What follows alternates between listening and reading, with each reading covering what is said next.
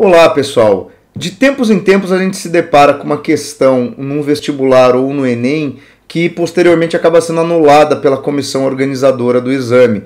Normalmente por não ter um gabarito viável ou por trazer um gabarito que desperta algum tipo de problema de interpretação. Um termo que está colocado ali, mas que não significa exatamente aquilo que está proposto na prova, né?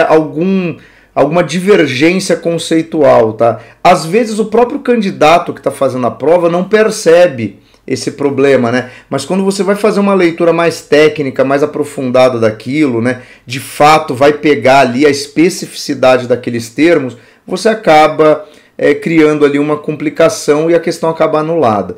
Mas em 2011, no vestibular primeira fase, a FUVEST protagonizou talvez um dos maiores absurdos de erro de questão, né? De questão que não tem gabarito. E detalhe, eu acabei de entrar aqui no site da FUVEST para olhar, até hoje o gabarito dessa prova que está no site mantém a resposta, tá, dessa questão, que é uma questão da primeira fase, como eu já falei, a questão 57 da prova disponível no site da FUVEST, tá? Obviamente o link para a prova está aqui. E é uma questão que de tempos em tempos eu me deparo porque ela ainda aparece em materiais didáticos, né? A galera seleciona exercício para colocar no material didático e muitas vezes não vai atrás de fazer uma revisão e descobrir que esse exercício acabou sendo anulado. Você entra no site da FUVEST e tá lá como a prova e o gabarito oficial, você simplesmente coloca no seu material, né? Mas aí em sala de aula a gente acaba se deparando com essa complicação e aqui eu vou explicar por que essa questão está errada né? E aonde que reside o absurdo disso ter passado pela elaboração e pela revisão da FUVEST. Bom, essa questão trazia ali um fragmento da obra O Curtiço, do Aloysio de Azevedo, que diz o seguinte: não entra a polícia, não deixa entrar. Aguenta, aguenta, não entra, não entra. Repercutiu a multidão em coro, e todo o cortiço ferveu que nem uma panela ao fogo. Aguenta, aguenta. Tá? Aloysio de Azevedo, O Curtiço, 1890, parte 10ª. E aqui eu vou frisar o seguinte, a data de publicação. Essa obra é publicada originalmente então em 1890. Só para a gente lembrar duas coisas. O Brasil vira república em 15 de novembro de 1889. Então este livro já é publicado no Brasil republicano. E a escravidão é abolida definitivamente pela Lei Áurea em 13 de maio de 1888. Então essas datas são a chave para entender a confusão que a FUVEST fez com essa questão.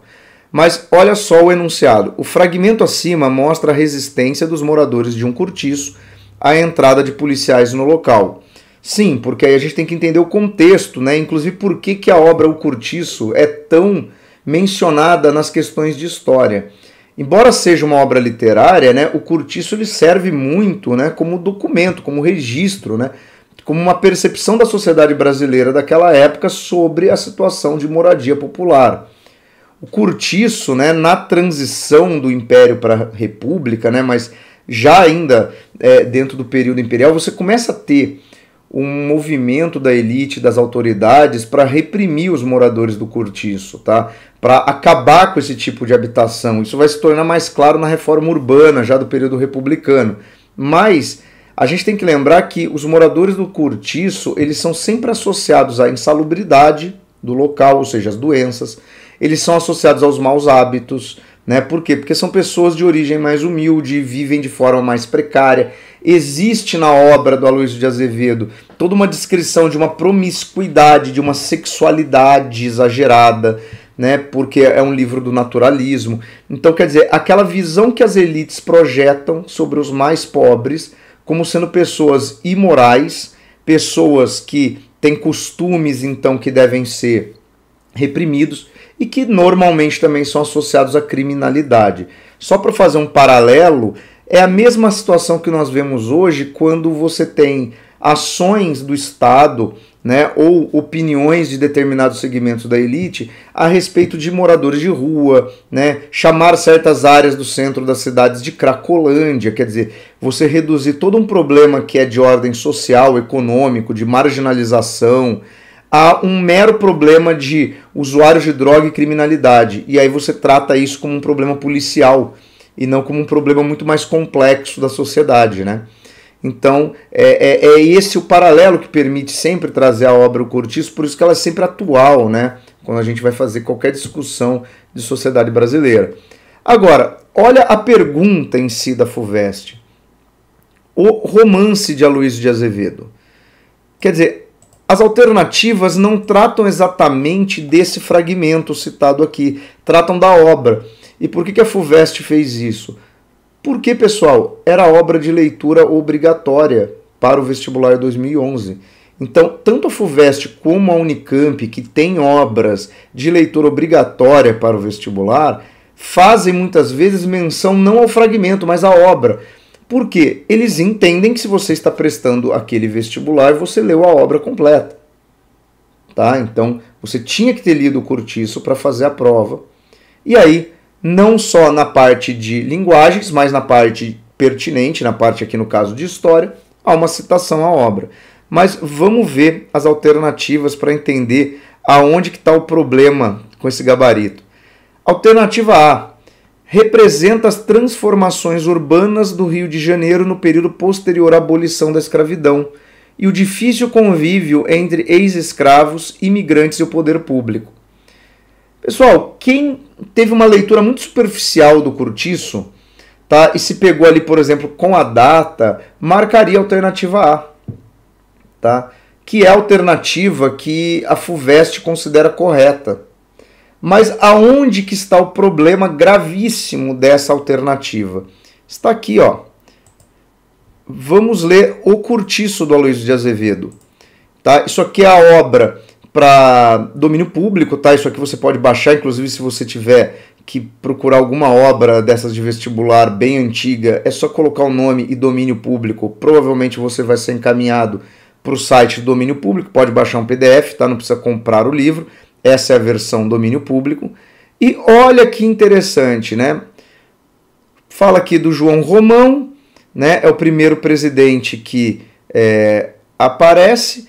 E olha o que temos aqui no segundo parágrafo.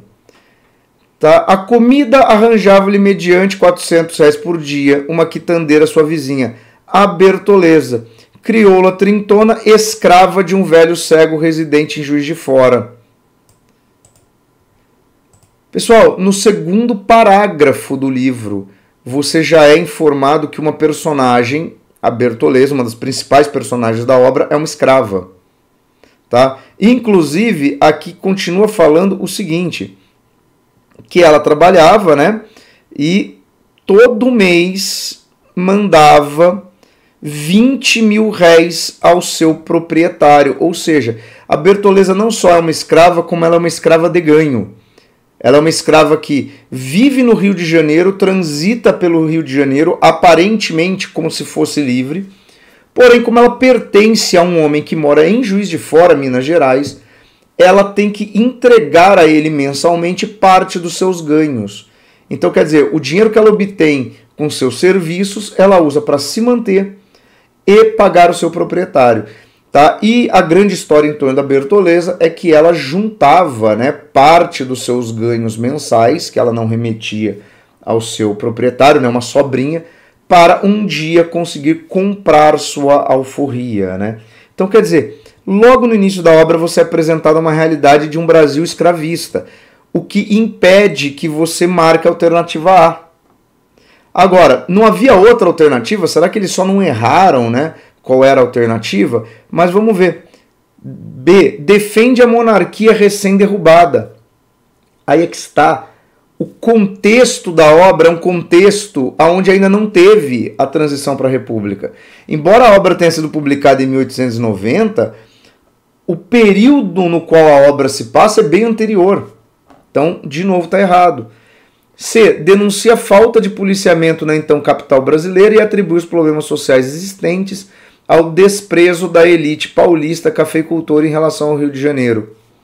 Não, tem policiamento na cidade, tá? E outra, né? Os problemas sociais existentes na concepção não só do Aloysio de Azevedo, mas de outros pensadores da época, principalmente movidos pelas teses racistas, tinha muito a ver, por exemplo, com a mestiçagem, né? Eles consideravam, por exemplo, que a mestiçagem era corruptora da moral do homem branco, né? A pobreza era muito fruto da indolência de certos grupos, né? Então tinha toda essa questão de estigmatizar a pessoa pobre como sendo responsável por sua própria miséria, né?